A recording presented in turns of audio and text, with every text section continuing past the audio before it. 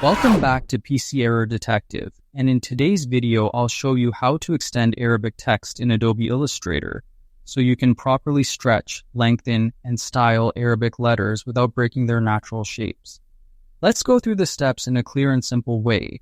For step 1, open Adobe Illustrator and type your Arabic text using the Type tool.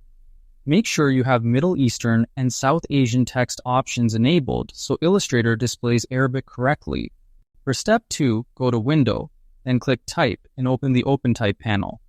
This panel controls how Arabic letters connect, form shapes, and adjust style, which is important when extending text.